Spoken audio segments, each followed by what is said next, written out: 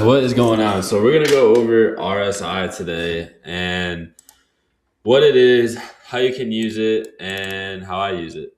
All right. So your RSI is your relative strength index, right? It's a technical analysis indicator developed by J. Wells Wilder. Who cares? It oscillates between 0 and 100, right? This is the key components to the RSI. So this is, like it says right here, helps traders understand whether buyers or sellers are gaining strength. So above 70 is considered overbought, and overbought means that this current stock is overbought, right? Like, it's buyers are being exhausted. People are just buying, buying, buying, buying. It gets overbought. Okay, probably time to come back down. All right, or vice versa. Below 30, it becomes oversold. So now so many people are selling, selling, selling, selling, selling. Okay, now we could probably look for a bounce, right? Now there's things that go into, you can be overbought and continue to go up. So there's things that you want to look at in confluence with, which would be divergences, right? And the key time frames that I use would be the 1 hour and the 5 minute, right? Those are like my favorite key time frames. That's all I use unless I'm swing trading. So for RSI, I use the 1 hour and 5 minute, and I actually put my oscillator at like 0 to 100. I actually go 80-20. So I go 80 is overbought and 20 is oversold. Only because 70 is not, it is overbought, but it can still continue for a minute, right? And whereas far as 80 is like, okay, we're really overbought. Let's look for this reversal, and we're going to be looking for shorts for the day. Or vice versa, we're below 20, so we're like, okay, let's look for this reversal. We're going to be looking for shorts for the day. All right, so the RSI helps us identify, reversal zones, momentum strength. So above 50, bullish, below 50, bearish. I would say yes and no. I mean, really, if it's in the center of the RSI, if it's in between anything, it's just going to continue the way that price is going, right? So if price is going down, it's just going to continue down. If price is going up, it's just going to continue up. It's not going to, don't use it to determine whether you're like a trend, right? Don't use it to determine a trend. Divergences is the biggest thing, right? Oh, see, like trend confirmation. RSI ranges behave differently in bull versus bear markets. Yes, it does.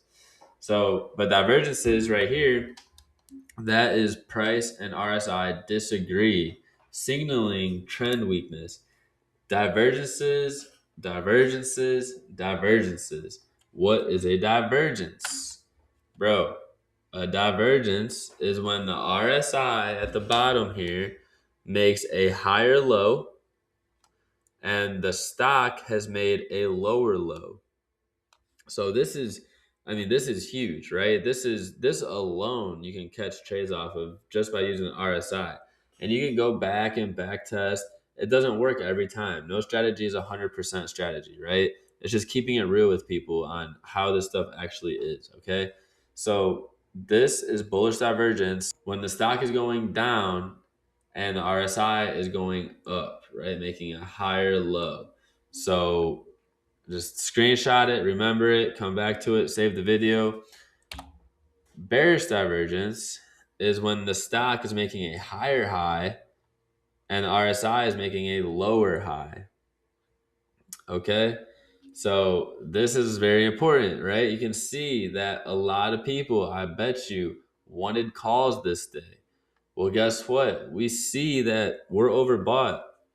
I'm not going to go long into an overbought zone that's probably sitting somewhere near a supply. Like if you see right here, you can kind of see that it may have been a previous supply that we rejected, right? So that's the confluence. You want at least 3 confluences in your trade, whether you're approaching a resistance and you have overbought with bearish divergence, or you're approaching a support and you're oversold with bullish divergence, right? Those are great ways to kind of check yourself before you get in. And I put right here, key tip, right? Make sure your RSI bands are 80-20. So you confirm strength or weakness before you enter your trade. So yes, that is it. That is it for the RSI. Now we'll go into examples, right? So for example, on Tesla, right? We'll use Tesla. You can see that right here. Let me clear this chart. Oops, sorry. You can see that here on Tesla we have a higher high, and then we have a lower high, right? And we're above 80. This is above 80. This is at 87. That's almost at 90. That's crazy, right? So again, I'm charting on the 1 hour and I'm trading on the 5 minute. So I see this and I'm like, man, I'm not gonna go long because I'm waiting for a reversal, right? So this day may have not been any trades. So April 17th, we'll do a replay to show you an example, right? So we're overbought here on Tesla, and this is on the 1 hour time frame that I would be charting, and you can see that this is a previous supply. Okay, so i.e., this is a liquidity sweep right here. This is liquidity that has not been grabbed yet. This is a sweep. So approaching a key supply along with bearish divergence, and we're overbought. Those are three confluences that you can use for this trade, right? So where's our entry? Well, we want to make sure that we don't break above this 401, right? So what I would like to see for the next day is price to come back into this area, right? Because we have what? We have another, this will be another video. But we have a gap right here, right? So price never got filled. So this is where we want price to come back to retest. This is gorgeous. All right, so we're charting for the next day. We have bearish divergence plus a key supply that we were just rejected from this day, right, on this Friday. So now we're waiting for Monday. It's the weekend, and we're just getting ready for the market. Well, we're very overbought, so I would probably be. I'm going to be looking for rejections because I know that the market wants to go to the downside. So, and that's just off of a RSI and a key supply. Now, this is a fair value gap. We'll go into it later. This actually is just areas that haven't got filled from sellers, right? Price wanted to push down so much, orders did not get filled. I want to see these orders get filled and confirmation, and then take it to the downside to target at least a previous area of liquidity, which would be a low where these wicks are. That is liquidity, right? And then if it breaks there, should go there, maybe there, maybe there to be safe, right? So that's our trade. Our trade that we just planned for Monday is going to be 403 rejection down to at least 392, 393 to be safe, right? So we hop on the 5 minute, market opens, we do 1 times, right? So market opens, boom, we come up right there. Oh my gosh. We rejected perfectly. Okay, so this is a 5 minute time frame. So that reject, that would be a snipe entry. This red candle close on the 5 minute is our confirmation. This is our entry candle. So right there is entry at 400, and you could use 401.30 as a stop loss. This previous candle's wick, and I mean I couldn't even pause it fast enough. You're in the trade still. Take profit. Boom. That's a safe trend, right? And then the RSI, look, we have bullish divergence, right? So if you're still holding one, this would be sketchy area, right? Now you would stop out of your runner. This would be it. You'd be done with your runner. You want to hold it because we have bullish divergence. It probably wants to go up now, but you just caught an entire 404 down to 393. That's crazy. Who cares what it does after that? That is literally an amazing trade that you would have banked off of. So literally right where your take profit was is exactly where price started chopping around. So if you're still holding after that huge move, bro, you're greedy, dog. You're greedy. This is a 5, 10, 15, 20, 25, 30 minutes. It's about a 45-minute workday. That's it. Done. So keep that in mind. All right. And that is exactly how I use the RSI for bearish divergence.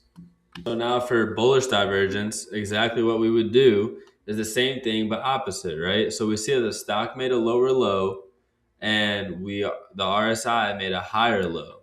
All right. So look, we're also, if you look at it, at this key area right here. This is all, I mean, all right here is a buy zone, right? This is a demand. Okay, that's what we call a demand in trading. This is a demand zone. This is where demand for buyers comes in. All right, so you can draw a box, you can put a level, however you want to play it, you can play it. But the key factor is that we're approaching a support, a major support on a 1 hour time frame. We have the stock making a lower low and the RSI making a higher low. So what happens here is this low gets swept, right? Now we come up.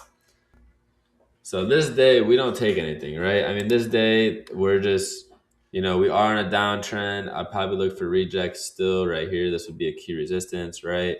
But focusing on the bigger picture and just waiting for your trade. This is where patience comes in. So this would be Thursday. Say Thursday is over. Now we're waiting for Friday. All right. All right. So we take nothing this day, right? This is a Thursday. We're oversold, so we don't want to take it to the downside. And then what ends up happening is that it bounces, right? We break this high. Awesome. So now that we have our RSI showing us bullish divergence along with a key support, uh, a key demand level, right? Along with an area that didn't get filled. Look at that. I mean, that's like 4 confluences, right? So we hop on the 5 minute. Market's about to open. It's Friday, and we're waiting for market to open. So obviously, we want the market to go to the upside. We're looking for calls because of why? We're looking for calls because we have bullish divergence. So we're looking for a bounce and continuation, right? So let's get rid of these boxes and clean it up a little bit. I just like putting levels there, right? I just like putting my levels there. So let's say we come inside. Let's do the 5 minute play. Okay. All right. That was crazy. Obviously, this is no entry on that first candle because that is no confirmation at all of where we wanted it to bounce, right? So we still want it to come down. We are bouncing off this level. So all these wicks down here are good buys, but you're still a little bit far off from your stop loss, right? Because your level down below is your stop loss. So this is a very choppy start to the morning. I would wait for sure, right? Okay, here we go. So now we finally get to our level. All right. So all this was just chop. You better sit on your hands this whole time. There is no trade. People get FOMO because they're like, oh my gosh, well, it just wicked it bounced off London low. Okay, but that's not your level. That's not your key level that you have. You have key levels for a reason. Stick to them, right? You have key levels for a reason. So remember that. So now that we have this key level and we finally hit it, now we need to wait for a confirmation. So now we hit our key level. We could enter this trade and we could have a stop loss at 342.50, right? So we say we're in the trade now. Stop loss will be below these lows.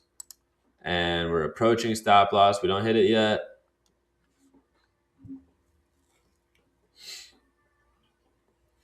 All right, we're just sitting in a little bit of drawdown. Boom, there's our confirmation. Now I'm going to go full size position into this trade. I'm going to target previous highs.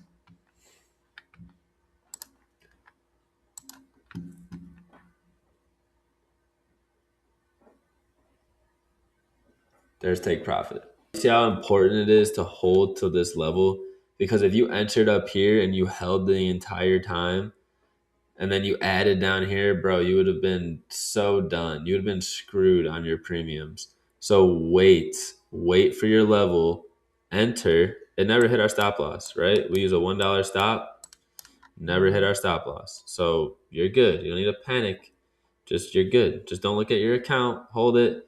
RSI don't lie, right? And this was the sweep. If you want to be extra careful, you can just wait for your level to get hit and wait for it to sweep and reclaim. You can do that too. Whatever you want to do. But it played out perfectly and went right to our take profit.